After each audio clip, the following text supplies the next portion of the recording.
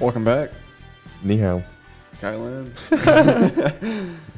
Yeah, so we started the episode like 5 minutes ago, and I started to get a call as soon as we started talking, and Brandt told me to answer it. I was like, yeah, just go for it. Let's see who it is. Yeah. You said it was a random number. Yeah, my phone has to be on speaker because my top speaker is broken, and it ended up being my grandma, and she needed help moving her trash can bins. It's okay. Yeah. It's all right. Well, you can take care of it afterwards. It's not a big deal. I'm not worried about that. But we got our bear fact for today. Rocking and rolling. Just a clarification, there's only like 8 or 9 species of bear. Yeah, I think we talked about this. Yeah. So, but... Less than 10.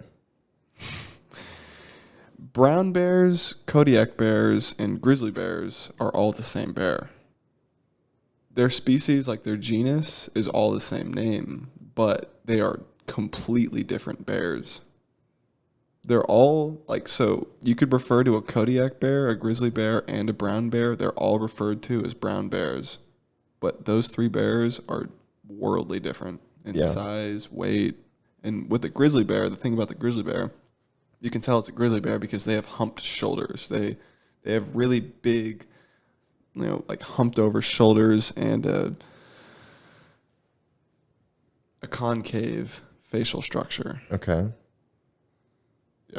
And what about Kodiak bears? Because I've heard of them before. I was like, a Kodiak bear. Yeah. I think they're in Canada. Most bears are in Canada. Right. Well, not most bears, but just most bears in the United States, or not in North America. Yeah. It's the Alaskan brown bear. The Kodiak bear is just the Alaskan brown bear. Okay. So there's no Kodiak bears anywhere except in Alaska. Pretty much, yes.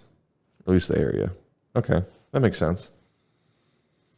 Yeah, so Kodiak bear, grizzly bear, those are both brown bears. And then there is a brown bear. They're all the same bear, but they are different bears. It doesn't make sense. I really think they should drop some more animals. Like, when are we going to get a DLC of, like, a new bird or something? Where's a new update, honestly? We could use one. I think everyone could use a new update. The dinosaur update. With bear facts, everyone knows that polar bears are the biggest bear. But then I'm looking at this thing about Kodiak bears, and it says Kodiak bears are the largest bears in the world. A large male can stand over 10 feet tall when on his hind legs and over 5 on all 4, and then weigh up to 1,500 pounds. But polar bears on their back legs go up to 11 feet tall, and they weigh up to 1,700 pounds. Yeah. So I don't know why they're saying Kodiak bears. Maybe polar bears are in their own category. But yeah, I think polar bears are definitely the biggest.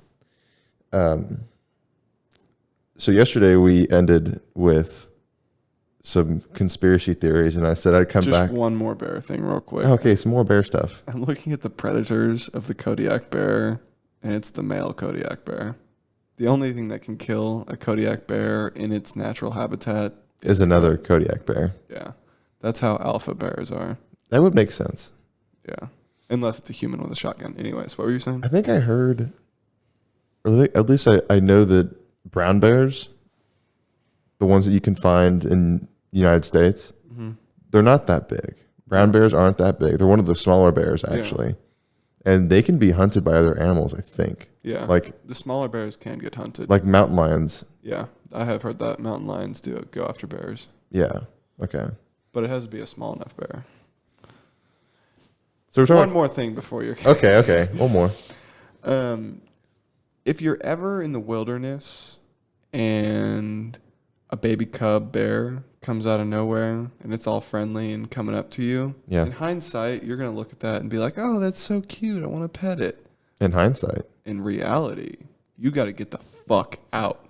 Because if that mama bear sees you next to the cub, you are their next meal. I'm sure that's something that they go over if you ever like have a tour guide, or if you are out and about and you know anything about bears. If you see cubs, you usually don't want to be around them. Oh yeah. That's the thing though, is like if you're around a cub, that mother bear knows you're there. Yeah, that is true. She already knows you're there.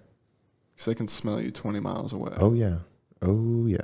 and there's no way that the mother bear is more than at least 20 miles away from its cubs. Yeah. So, yeah, in that case, it's time to run away. Time to get out of there. But you can never outrun a bear. You can't outrun a bear, but also you should run for another reason, because then they're just going to want to chase after you. Yeah, if you run, they're going to chase after you. If you don't run, they're going to eat you. So, like, if you're in the wilderness, bear spray. Bear spray. Bear spray. Or a shotgun. So what's the difference between bear spray and pepper spray? Is it just like a really acute form of pepper spray? And I also wonder if bear spray really affects us, or if it's just like there's something about it that only bears dislike. Like if you were to spray, I know you can spray like vinegar or a mixture of vinegar and water around places and it'll keep bugs away, but it doesn't really bother you as much. And like it'll keep spiders away. It's just the smell. Bear spray and pepper spray are the same. They're made up of the same active ingredients. They just add a chemical component of chili peppers. Oh, so it's worse. Yeah, it's twice as powerful. So it's a really bad case of pepper spray. Yeah, and Johnny Knoxville was going over, like, Johnny Knoxville, the guy from Jackass, I watched an insider video on going over all of his injuries of his career, and he says out of all the things they've done on Jackass, pepper spray might be the most painful thing. Yeah, I was going to say that too. It's just 20 minutes, 30 minutes of just straight eyeball pain. Yeah, in your sinuses, and brutal. Yeah, the thing about bear spray is they got to add that extra chemical component of chili peppers because it's supposed to deter bears that are running directly at you. Maybe instead of girls keeping tasers and pepper spray with them, they should keep bear spray with them. That's a little overkill. It might be, but you know what? Pepper spray and tasers is well over enough to stop a human. Yeah. Should keep a cattle prod. A cattle prod. Yeah, that's portable. But no, I've always said that, well, girls that keep protection with them whenever they go out and do stuff. So in the case of a taser or pepper spray, I would always say take pepper spray, at least from what you said and what I know about what Johnny Knoxville said, that being the worst pain he's ever experienced his entire life. He's probably broken at least 60 bones in his whole body and done the absolute works that you can do to someone. I mean, I don't know how old he is. He's probably around 50 or so, but he's got a 70-year-old body. I mean, he has been through it all. And so for him to say that pepper spray is the worst pain he's ever experienced, yeah. If I ever needed some kind of defense for whatever reason, yeah, I'm taking pepper spray too. But I mean, if you want to go overkill, just get some bear spray. Bear spray. Is Kurt back from Montana? Kurt, I think he's on his way back right now. I think he might get back on Friday or something like that. So we'll see. He'll come on next week and he can talk about his bear stories. I don't know if he has any, but if he has, fucking better. You know what, he should. And if he doesn't, you're there for a week in the wilderness. I think he was there for longer. I think it was like 2 weeks. You better see one bear. At least see one bear. At least have a bear story you can talk about. If he doesn't have one, then he's not coming on. My life isn't complete until I have a bear story. Yeah, same. That isn't. I saw it at the zoo. Right. So at some point in your life, you're going to go out into the woods, go camping, and go find some bears. I'm actually going camping next month at Inks Lake with David and Hugh. Where's that? Right out past Marble Falls. There's no bears there, though. No. We're just... Go up north. Go up north and go camping. I've never been camping, so I got to go camping first. It's not hard. Before we start throwing bears into the you'll figure it out. Like with anything. You'll just figure it out along the way. Camping is no different. Well, actually, it is different depending on where you are, but camping in Central Texas is definitely different than going out into the woods up north and going camping. But you'll find people. It's like whenever we were getting our fishing guide to go fly fishing in freezing cold water, he's like, yeah, here's some things that you should do. Here's some good ideas. Here's what not to do. Here's what to expect. And you'll get that same kind of information, that insight from whatever campgrounds you go to up north. So I want to talk to a bear expert. That would be cool. We should have a bear expert on so he can do bear facts. Well, there's at least one famous bear that they use in Hollywood. It's a trained bear, and they would use him in not all the movies, but in a lot of movies. They had a bear. They had a bear. There was the Hollywood bear. That's crazy. And there was an Anthony Hopkins movie about him being in the woods or something and being hunted down by a bear, and it's that same trained Hollywood bear, and a lot of people are like, oh, that's the bear. Is that do you think they used the same bear from that movie with I think it was Leonardo DiCaprio? Whenever like the movie starts with him getting attacked by a bear. I can't remember what the movie's called. The Revenant? The Revenant, yeah. I think that bear was CGI. I think a lot of those sequences were done with CGI. They might have used a real bear. Oh, that bear is called Bart the bear. Bart the bear. He unfortunately passed away in 2000, but in the 80s, 90s, he was in a lot of films. I wonder what his net worth was. Legends of the Fall was what I was thinking of. Legends of the Fall, or maybe it was White Fang. He was in a handful of movies, and so there are some trained Hollywood bears. So you can go to Hollywood and go talk to the bear trainers. Be like, yeah, I want to go hang out with one of these highly trained bears. But you may not even have to go there. I'm sure there's plenty of trained bears that you can just go hang out with around. I want to hug a bear. Like, I want a bear hug. That's totally doable. I know that a lot of people have done that. I know a lot of people have done that. There's like that Russian guy that has a pet polar bear, and he like swims with it in his backyard. Yeah. Do you want to be that guy? I would kill to be that guy. Just go swim with my bear. Go to Russia. New plans. Okay, anyways, we ended yesterday with the conspiracy theories, and I asked you to come back with some Shaq ones, which is great. I got one thing about Shaq. I'm going to go ahead and start with what I've got. Yeah, I know you want to talk. Well, it's not that I want to talk. I want you, if you haven't. You want me to listen, that's what it is. Okay, well, if you can find some more, because I know that there's some difficult listings to find about Shaq conspiracies. Anyways, yeah. So what I was talking about, the one conspiracy that I was most interested in, had been for a few years, is the Kurt Cobain death. And there's a lot that went into it.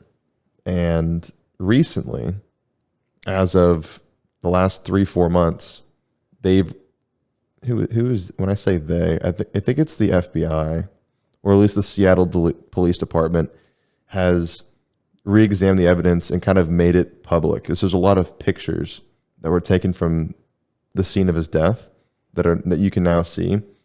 And one of the big conspiracies that is now dispelled completely was the shotgun part. Because there's a picture of a guy holding that shotgun in 2016. The same shotgun? The same shotgun that How do we know it's the same shotgun that his wife melted?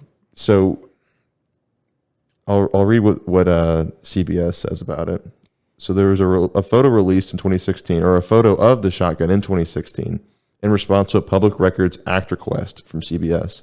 Dispels the rumor propagated by conspiracy theorists that the shotgun had been melted down to hide evidence in a supposed police cover-up of a potential murder. And in this photo, there's a guy. He's just holding this shotgun, and it's got a little tag on it, so I'm sure that they've identified it correctly, or maybe they haven't, but the photo was taken in 2016, and there's a cold case detective, Michael Sienski. I don't know how you pronounce his name. Hopefully that was right. He says that he's holding the shotgun that police say that Kurt Cobain used to kill himself. And the shotgun had never been seen before publicly. And that's kind of why people thought that Courtney Love had the shotgun melted down, because there's no pictures of it.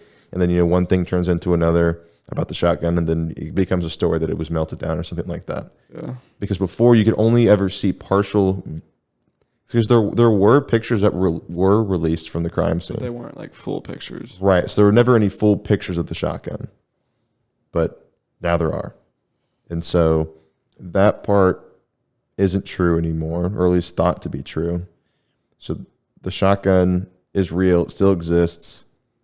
And really what a lot of people get stuck on is the death note that he left behind. So he basically wrote a suicide note, and what people don't like about it is a couple of things. One, a week after they found Kurt dead, Courtney Love, they found a piece of paper in her bag of some sort of her practicing handwriting. There's let's see if I can find a picture of it. But she was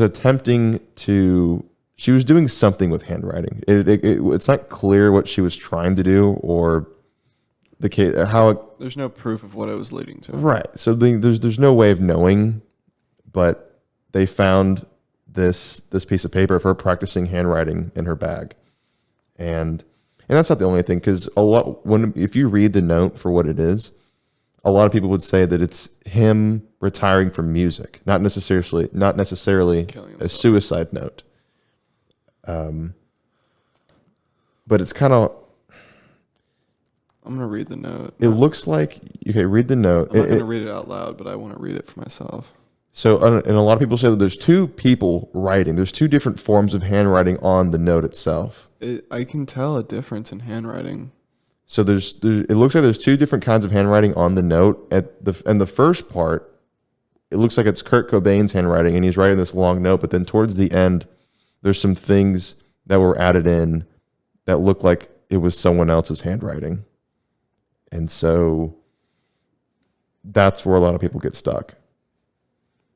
And so if I were to say that, with all this, the new photos that have come out and the Seattle Police Department reopening this case and then closing it again, and there's nothing the FBI can do, because a lot of times people have written to the FBI to try and see if there's something that they can do about it, but the jurisdiction lies with the Seattle Police Department, and they believe that there's really no wrongdoing on their part.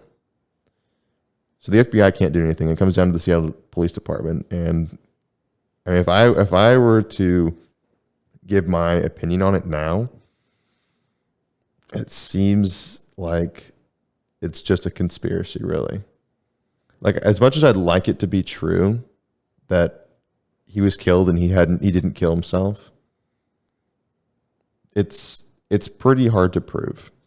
Yeah, I mean, what I was just thinking about is, imagine you're this rock star and you die, and then for the rest of time no one knows how you died. Well, the shotgun sitting in his lap, and I mean, I'm sure there's someone out there that knows exactly what happened and how it went down, but they're not gonna tell the whole story. Right.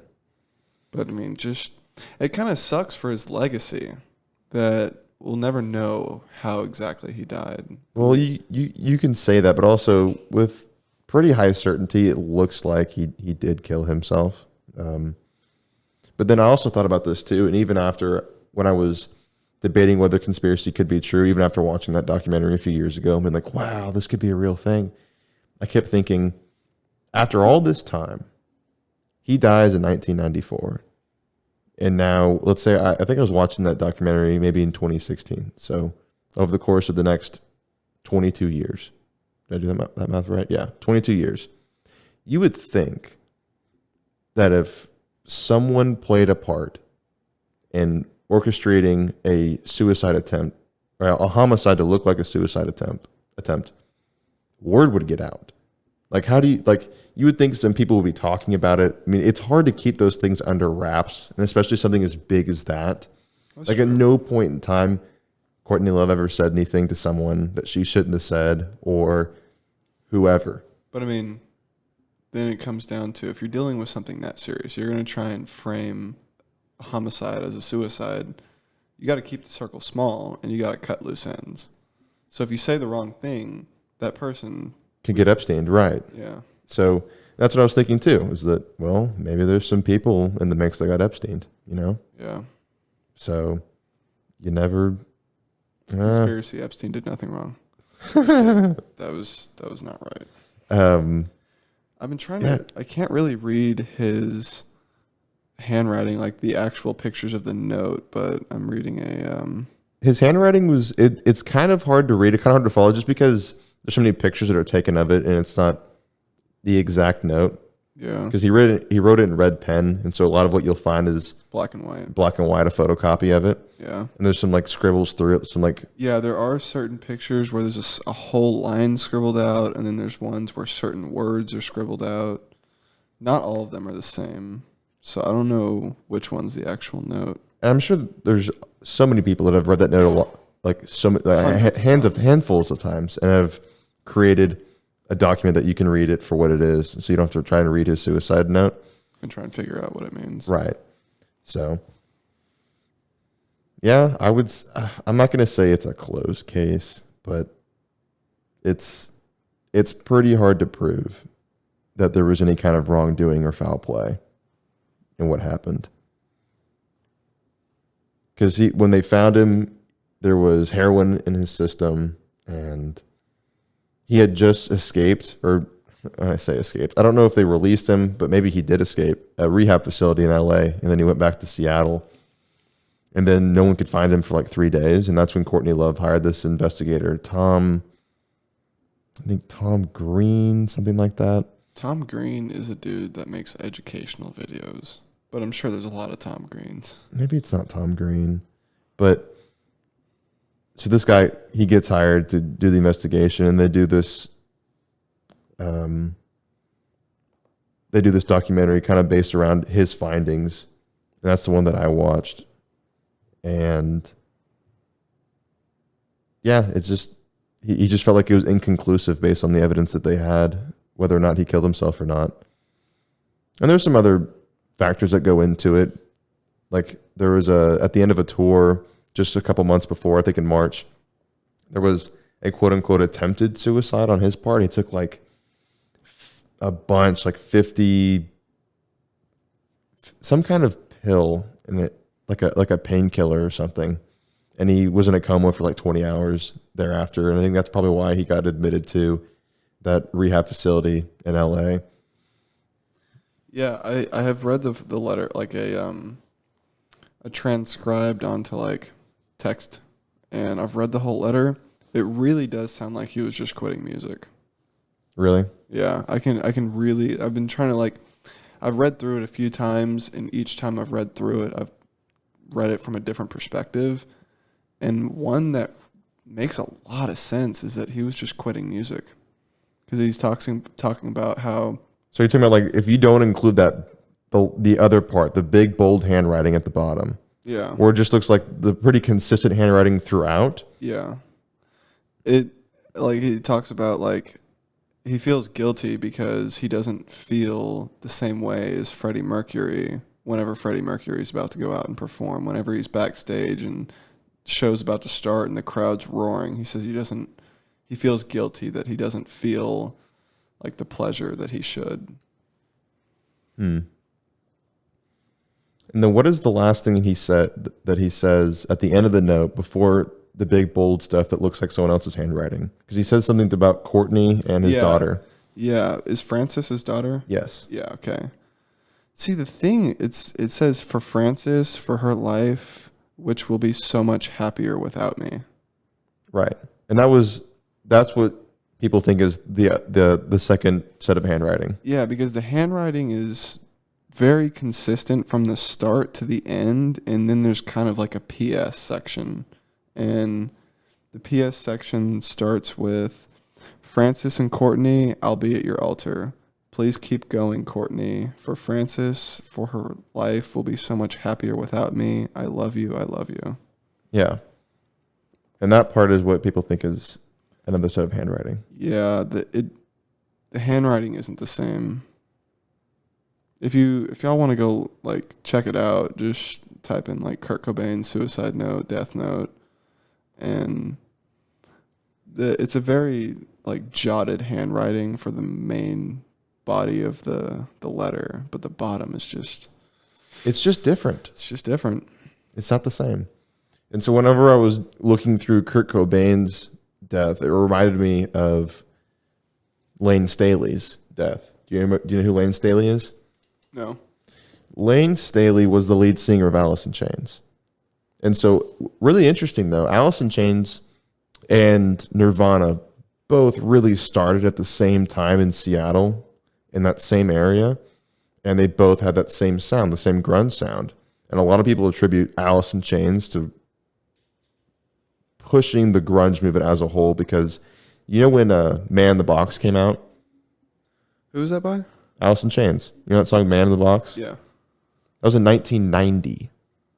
Huh. 1990, really early. Because I mean, I could attribute the end of hair bands like your Motley Crue's, Van Halen, Def Leppard, yeah. So like that 80s rock sound really ended with, I would say, Dr. Feelgood in 1989. Yeah. And then in 1990, really everything changed with the grunge with Alice in Chains. And then Nirvana had, I think Nevermind came out in 1991. Nevermind is the Pool. And so, anyways, Lane, I mean, he's a fantastic singer, fantastic vocalist. He had a drug problem. And so I don't know if I want to get into his whole story, but I was reading Kurt's death, and so Kurt was doing heroin and he was doing drugs, and they found like a cigar box full of his heroin kit, and I don't know if he had coke or anything, but probably, maybe, I don't know. And they found his heroin stuff, and they found in the autopsy that there was heroin in his blood, and so Lane had a drug problem. I wouldn't say similar, but he was doing something different. He was doing something called speedball. And I explained this to you because like 6, 7, 8 months ago, I was listening to a lot of Alice in Chains, and I was learning more about what happened to them and how they rose to fame so quickly with their first 2 albums and then just nothing. And then that was it. I mean, they really had 2 albums, maybe 3. Wait, so I might have them confused, but who's the lead singer of Motley? Vince Neil. Was he the story about the speedball? No, that's Lane Staley. Okay, that's Lane Staley. Dude, I've told so many people this story about the speedball death in Motley Crue. In Motley Crue. No, Vince is still alive. He helped make The Dirt. If you watched The Dirt, you would know it wasn't Vince. Anyways. No, wait, what? If you watched The Dirt, yeah, you would know that it wasn't Vince that did the speedball, because you would see him in the documentary, the Dirt documentary, and be like, oh, he's still alive. Yeah, I haven't seen it. So anyways, he was doing a bunch of drugs, basically. I mean, the entirety that Alice in Chains existed. I mean, that's how a lot of those rock stars go. Right. And so that was how it was in 60s, 70s, 80s, 90s. Right? It just kept still going. I mean, like lean rapping. I would say not as much anymore, at least that kind of. I would say with rock, yes, but with rap, it's all evolved to Percocet, lean, all that stupid drug stuff. Right. And so that stuff still happens. It's just changed genres. Yeah, but you don't hear about rappers nowadays like falling off completely, at least the way that Lane did. That's true. Because some rappers do. So what happened with Lane, in 1990 they had Facelift, and that was the Man in the Box album. Yeah. And it was huge. And then in 1992 they had, I think it was called Dirt. And that was one with the Rooster and another big song that you would know if you heard it. I know exactly what song you're talking about. Let me look it up. And then in 1994, really the last, in my opinion, the last good album they had was Them Bones. Was it Them Bones? Yeah, that album that you're talking about with Rooster. It was Rooster. But there's another one on that album that I like. But anyways, so in 1992 they had that album, which was a huge success as well. But then all the while, Lane's still kind of falling off. They're having a hard time getting him into the studio to make music because he's always on drugs. And then in 1994, they had the Jar of Flies album, which only had 9 songs on it, I think, or even fewer than that. But they had a really good song called Nutshell on that album, which was really great song. That's a good song. And so that was really the last time that Lane helped make something creatively with Alice in Chains, because he was just in such a bad place. And so, and the last time I think he performed live was either in 96 for MTV Unplugged, or like a concert in like 90. I was reading it and I've heard different things. So I think, it says Staley's final public performance was in Kansas City in 1996. Okay. So then thereafter, they couldn't get him in the studio to make anything because his teeth were falling out. And he had this lisp now. And so they had to create lyrics where you didn't hear his lisp. So they had to write music around the fact that he was still struggling so dearly. Yeah, without making it noticeable. Right. And so then pretty much after 1996 and then into 1998, he was pretty much off the map. I mean, quoting Daily News, that he was toothless and emaciated and looking like an 80-year-old man. I mean, looked terrible. I mean, at this point, he was only like 28 years old, 29 years old. And then in 2002, when he... Emaciated. Emaciated. Abnormally thin or weak, especially because of illness or lack of food or a drug problem. That too.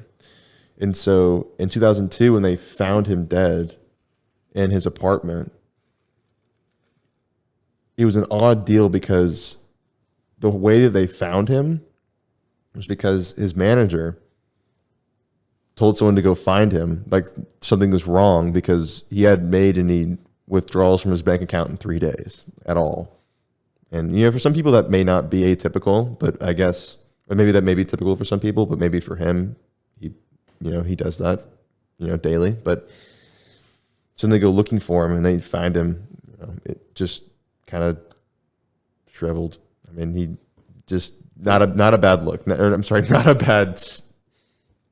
good thing to see. I don't know why I started with bad. Not a bad thing. No, it was not a great thing. It was not a great thing. And so what he overdosed on was something called speedball. And speedball isn't actually a specific drug for anyone that's heard. It's a slang. This guy's doing speed. He's not doing a drug called speed. It's called speedball, and it's a mix between cocaine and heroin. So I don't know the specifics behind it. I thought speedballing was just mixing a stimulant with a depressant, like alcohol and weed is an example. But that's is weed a stimulant? I know it's not a depressant. Okay, so maybe there's different ways to call it, but in this case, the speedball that he was doing was a mix between heroin and cocaine, and you could say that cocaine is definitely a stimulant, and then heroin is definitely a depressant. So those are pretty extreme. Right. And so I don't know if he was mixing them together and then just mixing speedballing is mixing stimulants and opioids. Okay. So that's what he was doing. Heroin and cocaine.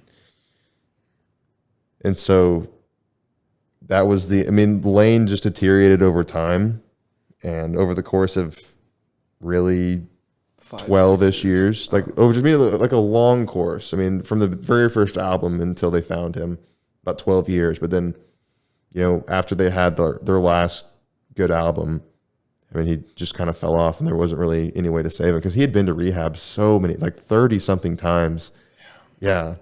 And yeah, that was brutal. I know a lot of people struggle with addiction, and I might sound naive saying this, but I couldn't see myself at a rehab center. Like I feel like with my self-control, you won't believe it until you're actually there. Yeah, that there is that. But I would just say I know my self-control. Like I can tell myself no, but then right, you never know until you're sitting. You never know. You never know, and so you just don't want to find yourself in that position. Yeah, I don't. And so really, what makes me upset about people like Lane dying or Kurt dying is that they can't make any more great music because they make such great music. And I don't mean that necessarily in a selfish way. Maybe it is a little selfish, but as a whole, what they could have contributed to music, they could have been cherished for. Oh my gosh, for sure, especially Kurt. Yeah, and I mean, I'm not a huge. I like '90s rap. I like old rap, but with like a newer rap generation, Juice WRLD dying, he actually had some really good music. What X? X too. Yeah, he got shot. Well, yeah, different kind of death. But what I mean is just like them dying before they probably gave everything that they had to give to the music industry. Yeah, it's sad for me. Juice WRLD actually had a song, and in the song, he predicted that he dies before 27. Really? And he died at like 23 or 4. Is he that young? Yeah, he was so young. That's so common with rappers nowadays. Do you know why he died? Juice WRLD? Yeah. I thought Hugh talked about this. Hugh or me? Hugh. Well, whenever we had David on a few episodes ago, he was in the room. We were talking about Juice WRLD dying. Yeah. And I think Hugh said he took 3 Percocet. Yeah, he took 3 Percocet because that's what he had on him at the time. He was getting off of a plane, and someone had snitched out that he had 90 pounds of weed. Yeah. So cops were waiting at the gate whenever he was coming off the plane, and he knew it. So he just took the 3 Percocet, walked out, had a seizure. Yeah. Yeah, that's what I remember about that. And then like another one, like with X, you mentioned, he just like it was like I'm not putting him on the same level as Kobe, but it was another one of those things where you just got this breaking news update, even with like Juice WRLD or any like famous person dying. It's just one of those, you get that news update, this person has passed away, and it's just like, no way. Like, really? Right. Yeah, with X, it was in Florida. He was leaving like a motorcycle dealership in his BMW i8. Someone just ran up with a gun. But I also think it's interesting that they found the guys that killed him and they convicted them. Yeah. I think there was like 4 guys that conspired to kill him. Yeah. But I still don't understand. Maybe it's just something that I won't ever understand, or maybe I need to look more into it. It's just this beef thing with rappers and wanting to kill each other. Yeah. Or just like just hating a rapper so much. I mean, they probably say some really inflammatory things about But see, the thing about groups. rapping has evolved from a completely different game. Like the rapping that I like is like 90s stuff with Exhibits and Dr. Dre and Snoop Dogg, and when they were the goats of the game at the time. Ice Cube. Exactly. Ice Cube was a goat. But He still is. Yeah. See, they came from this lifestyle of like being in Compton where it's terribly poor, and they talk about like they have to deal with getting killed just being in their own neighborhood as it is, and they come from this lifestyle of killing people to. And you know, that's not an uncommon thing for any neighborhood in America. I mean, and a lot of I would say it is pretty uncommon for us. Well, okay, so what I mean is that the neighborhoods that are impoverished and are unfortunate in that way, it's not just relegated to Compton. Oh yeah, I know. I was just using that. That's where Dre and Ice Cube. That's where they came from. Right, and so I think there's a lot of rappers coming out of Georgia. Yeah, I do know some Atlanta rappers. Yeah, and it's. I'm not gonna say I don't appreciate the sound of the rap that comes out nowadays. I mean, a lot of it I've mentioned. It kind of sounds the same. It's kind of the same rapping style, the same tone. They all rap about the same things, kind of. But they're like 17 years old and 18 years old, and they're super famous, like Lil Tecca. Yeah, dude, he blew up at like 17. Yeah, seriously. You saw that video of him performing, and it was like, why does it look like he's being held ransom while he's performing Ransom? Yeah. That's crazy. That's another one of those things where you get famous really young, and then how do you deal with it? And X was kind of that way too. And maybe he made some bad friends along the way, or didn't know what he was doing, and he ended up pissing off the wrong people. Yeah. Pop Smoke too. Yeah, the Pop Smoke thing too. I didn't know that Pop Smoke died until like March. Yeah. I had no idea. I thought he was still alive. I thought he was still making music. I'm not gonna lie. I remember whenever you realized or not. I don't know. If I texted you. I was like, "Is Pop Smoke really dead?" And you're like, "Yeah, bro, he's been dead." I was like, I had no idea. I was really starting to get into his music, and I was like, "What?" I was like, "No way." Yeah, but he does have a lot of unreleased music, and same thing with like Lil Peep. He overdosed, but he has.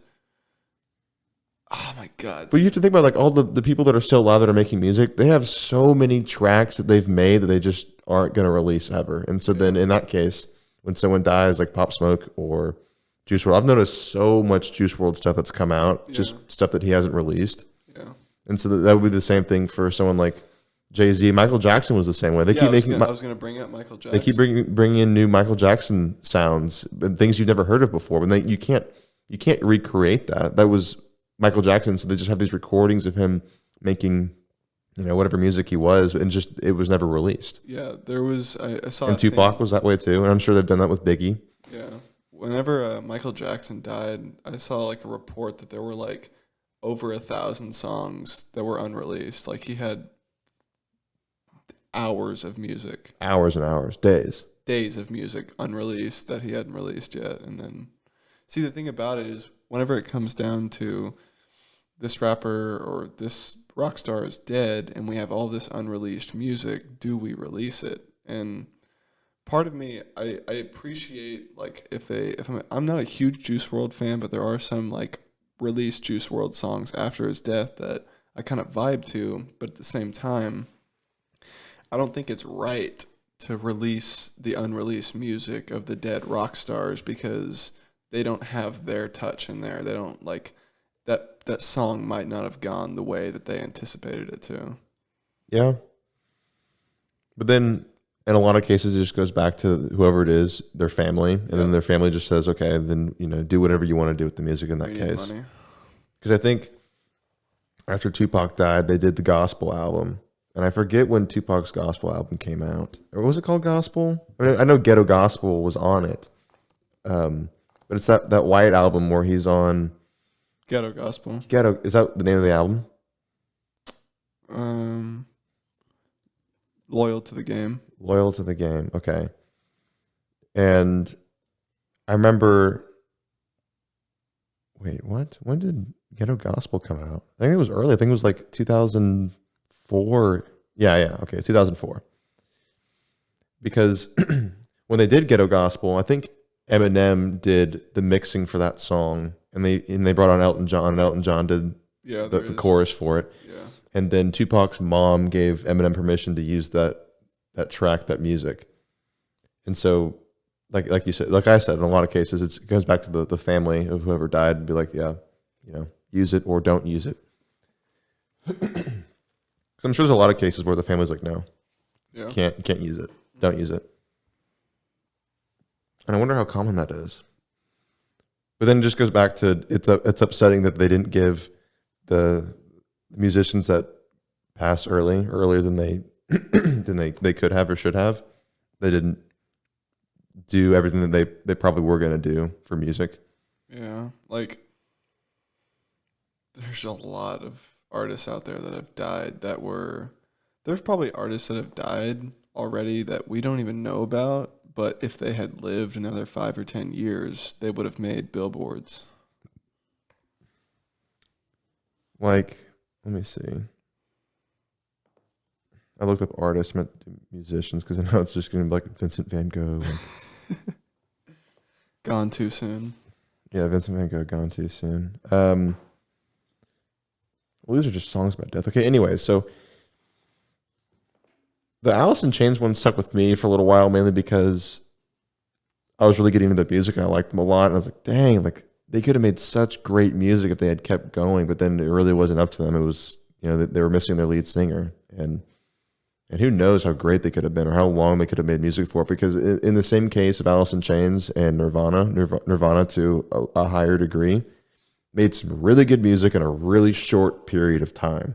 And it was the same exact period of time pretty much, because Alice in Chains made 3 albums over the course of 4 years, and Nirvana had 2 big albums over the course of like 3 years. And it's the same time frame. It was Nevermind came out in 1991. It was 90, 91, 92. And then In Utero came out in, I think, 94. And In Utero is that album with Heart-Shaped Box. And so they had this really small window where they made such great music, but then who knows, if they were still alive and they were still able to make the music that they wanted to, it wouldn't have been as great, because that happens a lot. I mean, the one hit wonders of the world, but they had just this peak, this golden era of great music, and then obviously nothing thereafter. But would have kept going? Would have it been what it was? Mm-hmm. Would the legacy still be the same if they kind of sizzled out? If it lived up to its true potential? Well, maybe you could make an argument to say that. I'm not saying I would make this argument. I'm just saying that you could say that it's better that they died earlier on and kept that legacy. The legacy of having just such great music and then nothing else, instead of, because that's one thing that Kurt wrote in his death note, or at least supposedly. But you can read it in the death note. It's that first long paragraph that he wrote in the same handwriting, where he says, at the very end, he says, it's better to burn out than fade away. Yeah. And just going back to that note, that was, I think that was the last thing that was written in that consistent handwriting throughout, was it's better to burn out than to fade away. Yep. And so what's interesting is you could say that that's part of a suicide note, or a note pointing towards a suicide, or him just stepping away from music in general, because he made a bunch of great music. He knows that he did, and they were super popular. And then he decided that we're gonna burn out. We're just gonna be done. Or like he decided he wanted to be done, and he didn't want to fade away and not be able to live up to the potential, or live up to the name that he created. Another thing I was thinking about, what if, for example, with Nirvana and Kurt Cobain, what if he was alive today and he lived to keep making his music? What if Heart-Shaped Box and Smells Like Teen Spirit, all those smashing songs, what if those weren't even going to be his best songs? What if his best songs were going to come in 98, 99, and then another one in 03? What if he didn't get to his best music yet? And right, and you can make that case for Elton John even, because Elton John early on in, I think, 69, he had Tiny Dancer, and then in 70 he had Rocket Man on the Honky Tonk album, and then his huge Goodbye Yellow Brick Road in 1973. Humongous. I mean, I think half the songs on there are fantastic. At least half. Maybe they're all fantastic. But then Elton John kind of faded away through the mid 70s. I think he had Don't Go Break My Heart. I think that was like 75-ish. But then late 70s, he kept making music, but nothing was what it was. And then he had I'm Still Standing in, I think, the early 80s or the mid 80s. And so he started to fade away for a little while. And he was going in and out of rehab, I think, at that time. And so he started to fade away a little bit through the late 70s and early 80s. And then he had this I'm Still Standing, which a lot of people liked. I feel indifferent about it. I think it's a good song, but it was really successful. I mean, it was a really huge song, and it still is. You'll see like the music video around. Yeah, you'll see it. So he faded away a little bit, but then he had another one of his biggest songs towards the end of his recording career. And he's still making songs right now, which is kind of amazing. It is amazing. He's doing it for 50 years. I know. He's been making music for a long, long time. So then he faded away a little bit. Then he came back and he had this big song. Maybe that could have happened with Nirvana. Maybe that could have happened with Juice WRLD. Maybe that could have happened with X. Maybe that could have happened with Alice in Chains. Right, but now here's the thing though. Alice in Chains is different because they did fade away. They faded away because they were losing Lane, and they can't recreate his voice. Yeah. Because it's so striking, it's so itself. Unique. And so they tried to stick with him as long as they could, and it just wasn't working out. And so then they really started to fade because they were still making music as a band through the mid late 90s and early 2000s, and up until he died. So that was really a fade as opposed to a burn. Nirvana's just burnout, because as soon as Kurt Cobain died, Nirvana was done. Yeah, they couldn't keep going. Right. But then Alice in Chains still exists today. They still tour. They're still making music right now. So they were really kind of that fade. Mm-hmm. And maybe in the same case where Kurt Cobain dies and Nirvana is held on this pedestal as one of the greatest rock bands of all time, if Lane Staley had died in the same way, I mean, they didn't have as many songs as Nirvana did, because I mean, Nirvana has a super long list of music that you hear all the time. It's super popular. You hear Nirvana everywhere you go. Yeah, I mean, you go anywhere, and you can't. Like you go in public and you see a white girl wearing a Nirvana shirt, and you say, "Hey, name one song." But maybe Alice in Chains could have been that same way.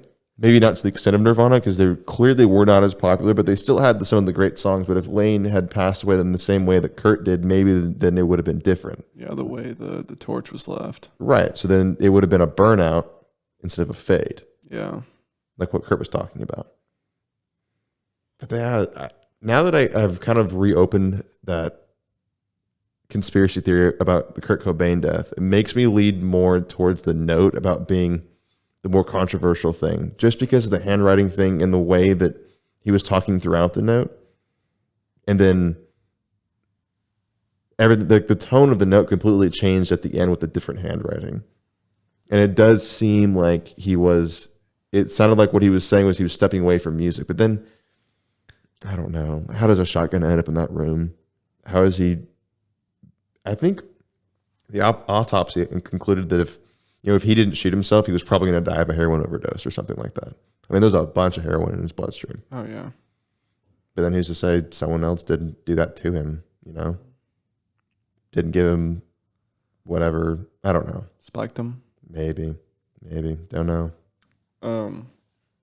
So come off the it's not even coming off the topic. If you wanted to overdose on weed, did you know that it's possible? It is possible, but it is humanly impossible. Like, it's possible to overdose on weed, but you can't do it. Like, there is a limit of how much weed you can have, but it is impossible to reach that limit. If you wanted to overdose on weed in 1 hour, you would have to smoke 125,000 1G joints. That's well over 200 a minute. And to smoke one joint in 1 minute, fuck that. So it's possible to overdose on weed. But humanly, it is impossible. But what about those things where people get like a barrel of weed and they just torch it? And then I've seen that thing where they take like the vacuum and right. they torch the whole top. And then they just start blowing the vacuum at people. I'm sure I want to do that so bad. But I'm sure the way an overdose on weed would kill you is it's not the THC that's killing you. It's just that amount of smoke being in your lungs and not. So you're just suffocating. Basically. Because you're not getting enough oxygen. Yeah. Overdosing on weed is literally just suffocating on smoke. Yeah, because there's never been an overdose on weed ever. Tarantulas have killed the same amount of people that weed has. Well, directly. Yeah. Because there's marijuana related deaths. Yeah, like driving a car and crashing it. Yeah, I get that. But sitting there smoking a joint and then you're like, oh God. Yeah. That's impossible. If you do that, you will go down in history.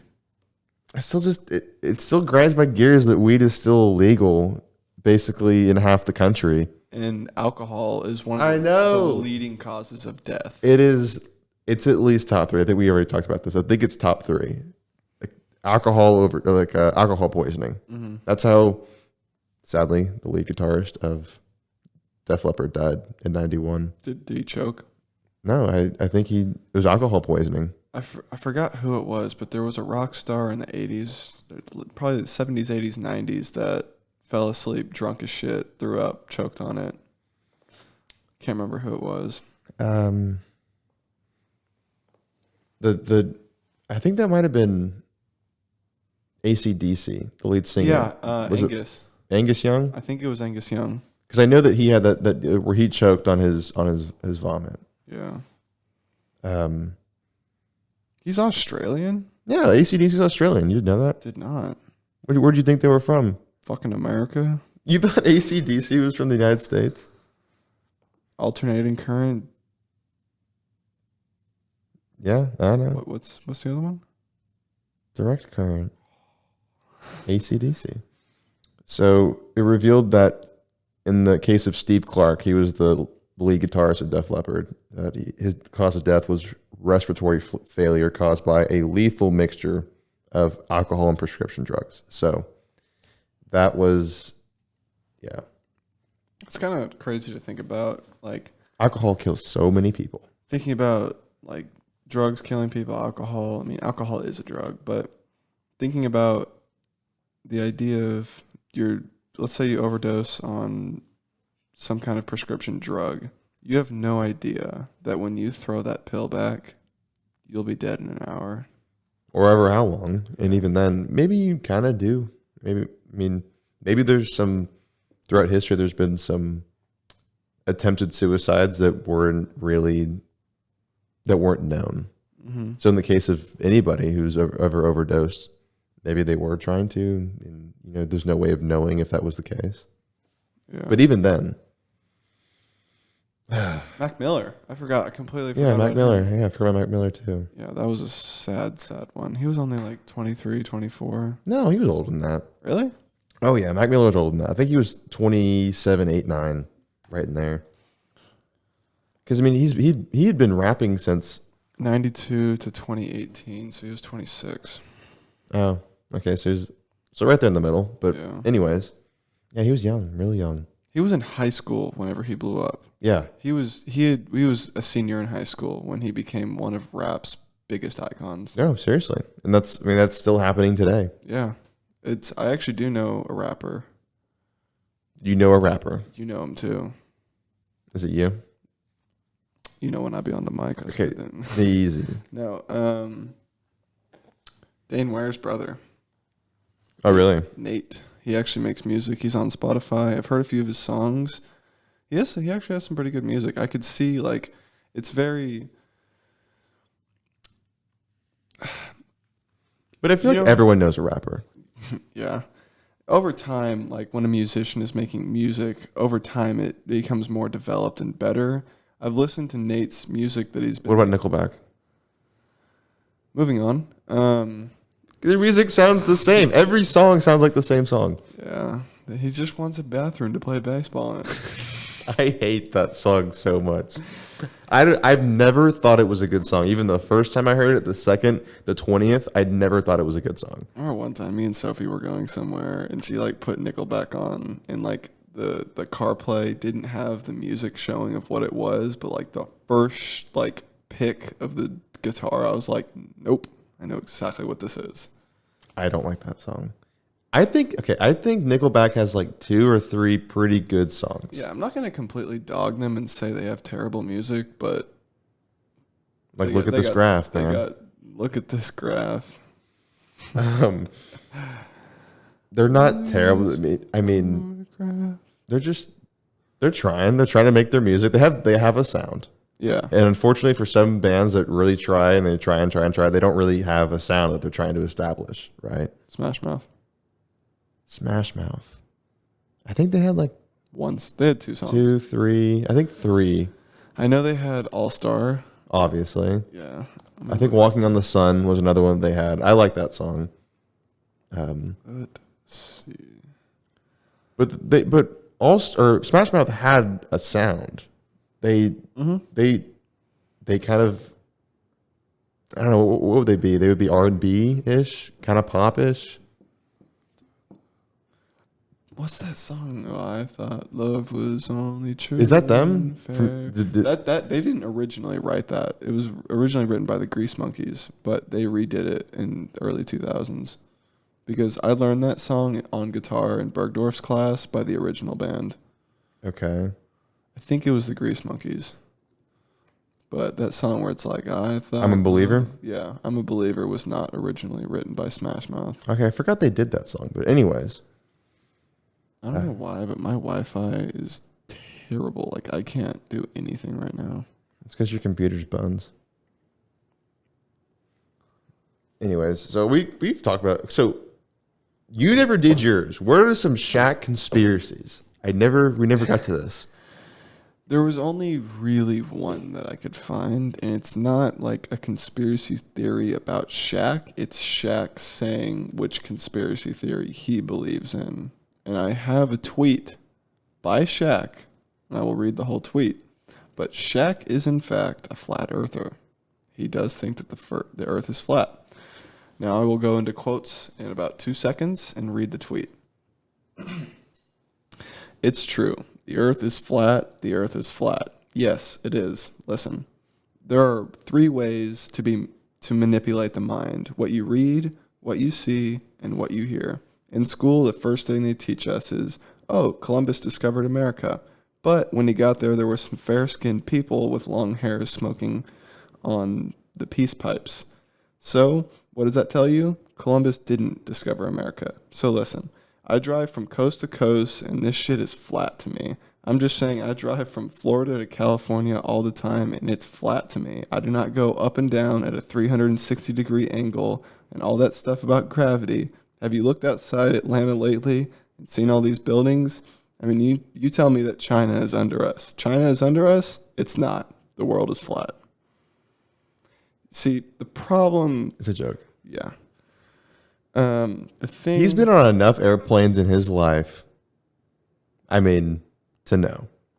And driving from California to Florida, California. you're not going to be able to tell that the Earth is flat. I mean, the Earth is so large, and yes, it is round, but it's it is, so large that the thing in front of you, even if it's 20 miles away, it looks flat. Yeah. I mean, it's large to us in perspective. As far as the eye can see, everything is flat. But if you go to space, Go to space. it's not flat. Go to space sometime. If you look, I mean, I hate that I'm even trying to dispel this. If you look at when, what's that guy's name? Alex something, who did the Red Bull jump from like basically the top of the atmosphere. Yeah. You can see the GoPro of him jumping off the side of that ship. Was he on? I think he was on a ship. It was some kind of space station thing. Or was it? It's like I don't know. Maybe it was a plane. I don't think a plane can get that high though. I do know he did come out like in an interview and say that was the hottest thing he's ever experienced, falling through the top of the atmosphere. I mean, like, if something that's sensitive to heat tries to pass through the atmosphere, is disintegrated immediately. I don't know what it is with the atmosphere and like when you enter and leave, but there's a small window of like extreme heat, and I'm pretty sure that's where the sun rays are hitting the earth. So I'm about to show Major a picture. The guy's name is Alex. No, not Alex. Felix Baumgartner. He was the guy that did the supersonic free fall from, what was it, 96,000 feet. Holy shit! And if you look at the pictures of him jumping off, so it is a shuttle. It was like a spaceship. If you look at the pictures of him about to jump off, the Earth is circular. The Earth is round. And then there was a camera on him the whole time as he fell from the top of the atmosphere all the way down to Earth. Your voice sounds hollow. Does it sound hollow now? No. Sorry, I was speaking a little bit away from the mic because I was trying to show Major something. But just the thing about with the Shaq thinking that the Earth is flat. I don't think he actually is. So I think Shaq is trying to make people like me upset. That's the whole point. Is trying to make people like me who just want to argue about something. But this article says he did go on to say, and did you say Kyrie did the same thing too? Kyrie was talking about how Kyrie Irving is talking about how the Earth is flat, and then he tried to play it off as a joke, and then Shaq wasn't joking, and then later went on a podcast and went in depth about it. So he backed it up. He backed up why he believes the Earth is flat on a podcast. So we might be suckers right now. I'm a sucker. I'm definitely a sucker. I don't know. Shaq's cool. Shaq's cool, but you know what? If he really believes that the Earth is flat, then fine. Maybe he just gets to that point. Maybe he gets to the point where, you know what? Fine, believe whatever you want to believe. I'm not going to try and prove you wrong. Yeah, that's the thing. You can't change other people's minds. Nope. No, you can't. So, you know, maybe I just need to move on. If you think the Earth is flat, good for you. Good for you. I just need to give up. Yeah, it's a very expensive battle for energy. Yeah, I mean, yeah, I just need to be done. If you think there's flat, Brandt, I have news for you. What's the news? NASA literally just released a document and saying that the Earth is flat. Good. Do you want to see it? Sure. Well, I can't specifically like show you right now, but I'm sure somewhere, sometime, at some point in time, somewhere. Let's move on. Were you trying to make a joke? Yeah, I was trying to make some kind of joke. Yeah, no, I didn't go for it. Some good. But someone still laughed because even though my joke didn't land, my joke not landing was the funny part. So no matter what, when you tell a joke, it's funny. To somebody. To someone. As long as someone's laughing. You know what? You haven't actually done real stand-up comedy before.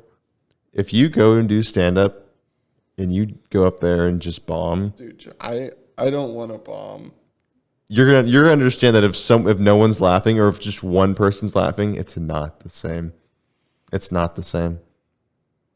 Because I've been in a room when someone's doing stand-up comedy and no one laughs at the joke, and it is so awkward. I bet. It is so awkward. If I told a joke on stage and it was just dead silent, I'd be like, Maybe you could just laugh at yourself like, oh, dang it, I messed that one up. Yeah, I'm sure there's definitely plenty of ways to play a joke off. When it doesn't land. A bad joke, yeah. But I mean, there's two kinds of bad jokes. There's a bad joke that just doesn't land, and then there's the bad joke that went too far. Or the joke that just wasn't funny.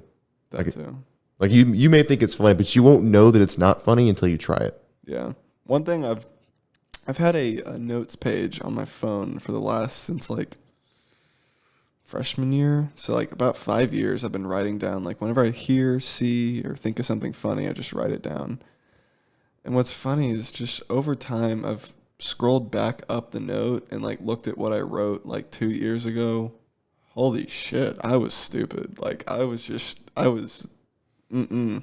You know what the good thing though is if you can't look back at yourself in a few years or so and not be embarrassed and being cringed about yourself, then you haven't grown. Then you have not grown. You have. Another thing is you have to be able to laugh at yourself. Oh yeah. You can't take yourself seriously all the time. I mean, you can take yourself seriously, but it's gonna suck.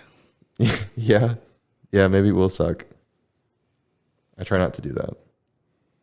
I'm gonna say it again. No, I'm just. Whenever we end it, I'm gonna say. Oh, I know, but I'm disappointed in your Shaq conspiracies. That's literally all I could find. There's 10 articles. Okay, when you look up Shaq conspiracy, there's 10 articles. 8 of them are talking about Shaq's story about Stevie Wonder actually being able to see, and the other 2 are him talking about flat Earth. I can't find anything else. Maybe I need to use DuckDuckGo. Maybe they're hiding something from us. Maybe Google doesn't want you to know. No, it's the NBA doesn't want us to know.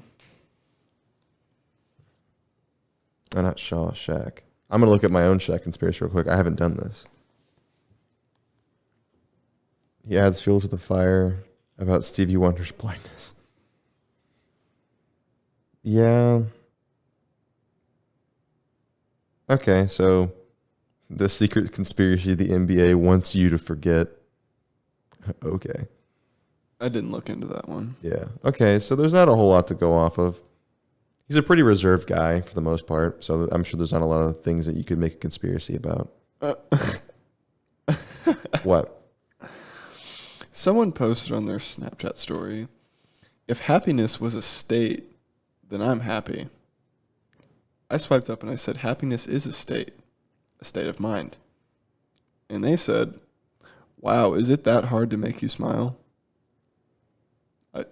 I don't get it. I don't understand. If happiness is a state, then I'm happy. Are you calling yourself a state? I thought that's what you were getting at. I thought that's what the person was trying to say. Like, yep, I'm a state. Yeah, it's if happiness was a state, then I'm happy. I don't get it. Is it that hard to make you smile, Major? It can be, but I do like to smile. One of my favorite thing on earth is to laugh. And my second favorite thing on earth is to make other people laugh. Yeah. Like, you ever been in a room where there's like 8 people and you say a joke and every single person just busts out laughing? Maybe once or twice. I haven't tried it enough. Oh yeah, I've done it plenty of times. Just gotta, toot my own horn. But it's my favorite feeling ever. When you say something and everyone busts out laughing, I get butterflies. Oh yeah. I smile for like 10 minutes and I don't normally You're like, smile. oh, it's so great. Like I'll be laughing about it 10 minutes later. You're like, gosh, Major, good joke. You're like, oh, I should write that down. You ever have that moment where where you say a joke kind of out of the blue and you feel like everyone laughs and you're like, I should write that down? I don't think that I do it. Oh, you write it? Okay, so you do write them down. It was actually one time. It was like a week ago. Me and David were going somewhere and he was driving and I said something and he busted out laughing. And then he saw me pick up my phone. He goes, "You're going to write that down, aren't you?" So then what do you write it down for? Just in case? I have short-term memory. Like if I didn't write any of these jokes down, I wouldn't have any jokes. Yeah, well, that's why you write them down.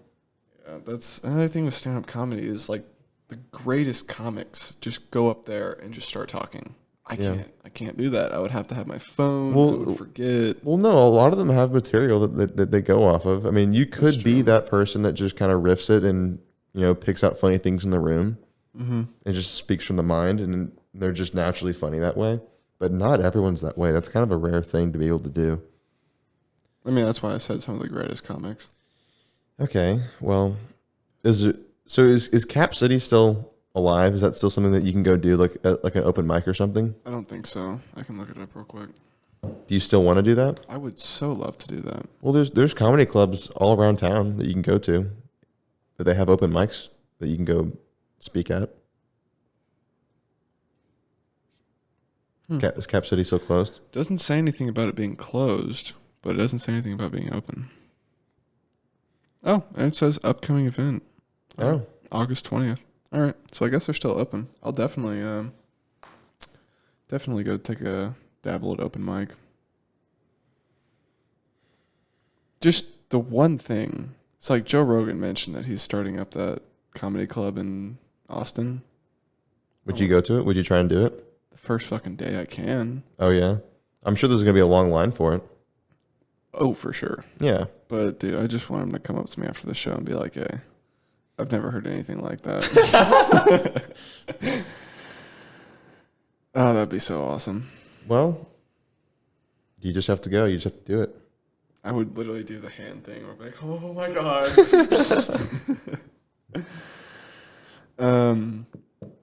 This is the thing. Whenever I texted, or whenever David said, you're going to write that down, aren't you?